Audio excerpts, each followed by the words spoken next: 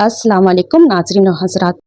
क्या हम मुसलमानों को सिर्फ तलफ़्फ़ुज़ ठीक करने के लिए कुरान पढ़ने की ज़रूरत है या फिर कुरान पढ़ के उसे समझने के लिए? हमारे पास अल्लाह की दी हुई कुरान है, पर हम में से ज़्यादातर लोग कुरान की सिर्फ तिलावत करते हैं। मुर्दे को सवाब पहुँचाने की नीयत से हमारे बीच जल्दी मुकम्मल करने की रेस लगती है। कोई महीने में 1 मुकम्मल करता है तो कोई महीने में 2। क्यों? सही कहा ना? क्या कुरान पढ़ने का मतलब बुजुर्गों को सिर्फ सवाब पहुँचाना है, या कुरान को पढ़ के समझना भी जरूरी है? ये हमारी सबसे बड़ी प्रॉब्लम है। हम अपने रिलीजन को ब्लाइंडली फॉलो करते हैं, जैसे कि हमारे बुजुर्गों ने किया था।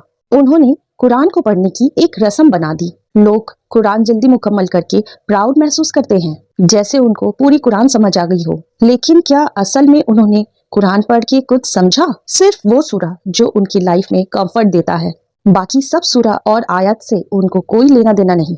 कुरान खुद कहता है ये किताब गाइडेंस के लिए है, डायरेक्शन और इंसाफ के लिए है। और कुरान उन लोगों पर एतराज करता है जो कहते हैं हम तो बस अपने बाप दादा को फॉलो करेंगे।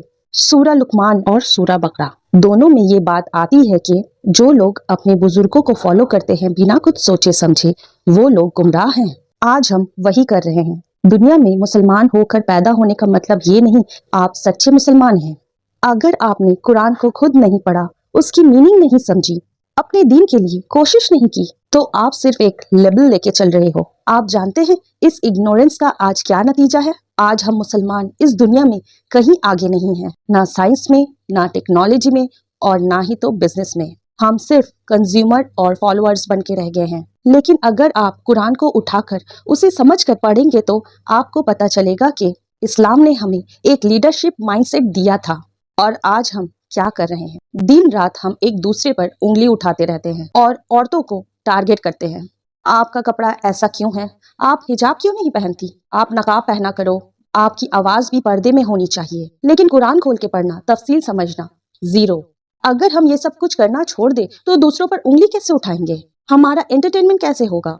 हम ब्लाइंडली प्रीचर्स के पीछे चलते हैं, जो सुना दिया गया मान लेते हैं, लेकिन अपना अकल, अपना दिमाग जो अल्लाह ने हमें इस्तेमाल करने के लिए दिया है, उसे यूज नहीं करते।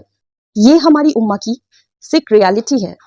हमने अपने आप को बहुत सारी फिक्र में डिवाइड कर लिया है।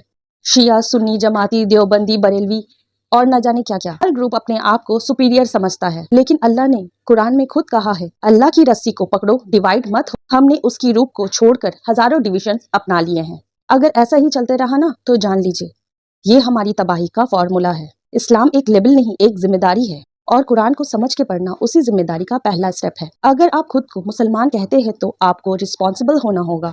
आज भी वक्त है, कुरान पढ़िए, उसे समझिए और अपनी जिंदगी में उतारिए। तभी हम वो उम्मा बनेंगे जिसका जिक्र कुरान ने किया है। इल्म वाली, इंसाफ वाली और रहमत वाली। की प्यारी राय कमेंट बॉक्स में जरूर शेयर कीजिए। मुझे बहुत खुशी होगी आपकी कमेंट्स पढ़ के। साथ ही आप किस टॉपिक पर अगली वीडियो देखना चाहते हैं वो भी कमेंट में जरूर लिखिए। आपकी लाइक और सपोर्ट ही मेरी मेहनत का जज्बा है। अल्लाह हम सबको कुरान पढ़ने और उस पर अमल करने की तौफीक अता फरमाए। मिलते हैं अगली नसीहत के साथ, तब तक के लिए जज़ाकल्लाह खैर।